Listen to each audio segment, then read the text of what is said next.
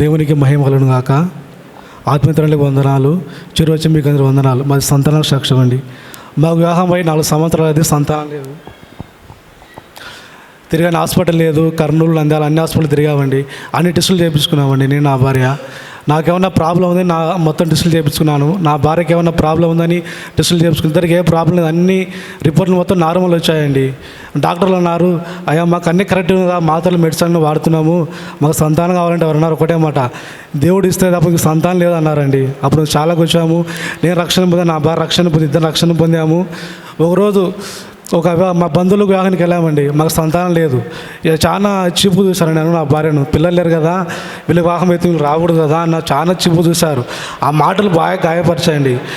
ఒకరోజు మళ్ళీ ఆదివారం మందిరానికి వచ్చాను. నాన్నగారు ఒకటే మాట్లాడమన్నారు, కుక్కకు కూడా సంతానం ఇస్తున్నాడు దేవుడు, మీకు ఎందుకు ఎవడు సంతానం, ఆ మాట అందలకల నాకు సూటికి తగిలింది. ఆ మాట ఎంతబ్బా నాకు సంతానం లేదని నాన్నగారికి దవిజనుడు ఎలా తెలుసు అని కొంచెం బాధపడి ఆ మాట అందలకలే.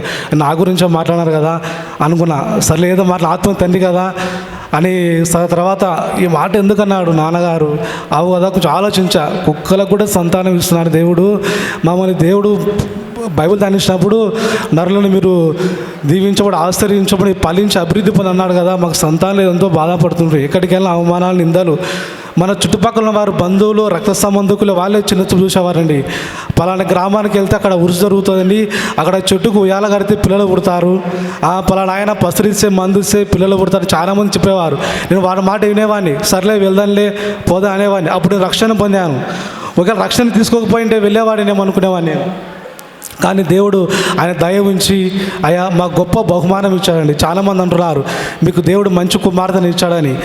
అని దీనికంటే ముందు మేము బాధపడిన రోజు ఒకరు ఆత్మహత్య గారు చెప్పుకొని నా భార్య వచ్చి, నాన్నగారు మాకు వివాహం 4 సంవత్సరాల సంతానం లేదు, ఎక్కడికి వెళ్ళి అందరూ చిన్న చూపు చూసేవారు అంటుంటే ఒకరోజు మధ్యాహ్నం నాన్నగారు ఫోన్ చేశా. నాన్నగారు ఫోన్ ఎత్తి, నాన్న మాకు సంతానం లేదు, చాలా బాధపడుతుంది, ఎన్నో అవమానాలు ఉన్నవి అని చెప్తే నాన్నగారు ఇంటికి వెళ్ళాము.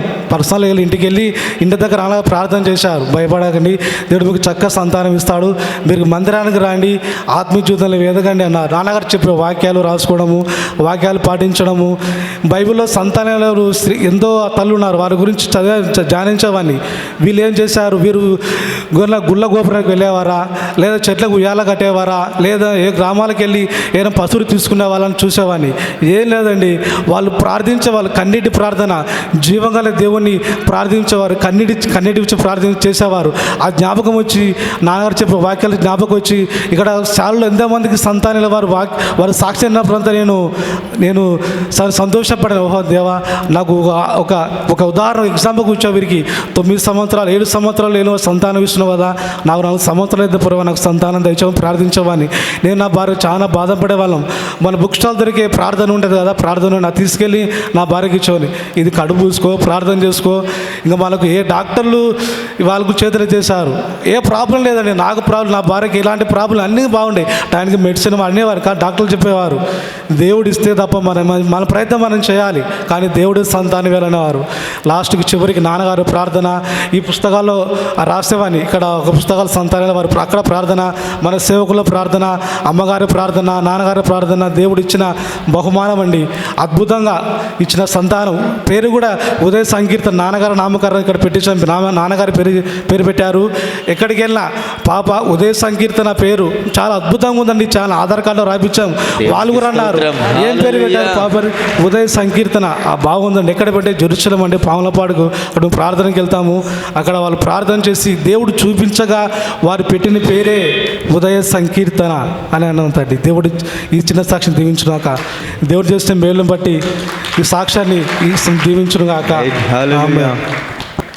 సంతానం లేదని ఎన్నోసార్లు ఎన్నో మందితో మాటలు మేము అనుకున్నాం. కానీ దేవుని దయ వల్ల కొన్నిసార్లు నా భర్తను 2వ పెళ్లి చేసుకొని కూడా చెప్పినాను నేను, సంతానం లేక నా వల్ల నువ్వు ఇబ్బంది పడొద్దని చెప్పేసి. నాకంటే వెనక పెళ్ళైన వాళ్ళ ముందు పెళ్ళైన వాళ్ళందరికీ కూడా సంతానం అయింది, నీకు కాలేదని చెప్పేసి నేను ఎంతోమంది ఇన్సల్ట్ చేసి మాట్లాడిన వాళ్ళు. ఫంక్షన్స్కి వాటికి కూడా నన్ను రానిచ్చేవాళ్ళు కాదు, పేరుకు రానిచ్చినా దూరంగా పెట్టేవాళ్ళు. అన్ని అవమానాలు భరించినాము. ఎన్నో హాస్పిటల్స్ తిరిగాము మేము, కర్నూలు, నంద్యాల, ఆత్మకూరు, దగ్గర అంటే ఈ హాస్పిటల్స్కే నేను ఒక 2 లక్షల అమౌంట్ అయిపోగొట్టేసినాను. మా అమ్మ వాళ్ళు 1 లక్ష రూపాయలు, మా అత్తమ్మ వాళ్ళు 1 లక్ష రూపాయలు డబ్బులన్నీ అయిపోగొట్టేసిన. ఇక నాకు ఆశ లేదని చెప్పేసి మా సార్కి 2 రూపాయలు చేసుకోమని ప్రిపేర్ చేసిన. నేను అలాంటి స్థితికి పోయినా కూడా దేవుడు మాకు సంతానాన్ని ఇచ్చాడు, చక్కని కుమార్తెనిచ్చాడు, పాప హెల్తీగా ఆరోగ్యంగా పుట్టింది. దేవునికి స్తోత్రం.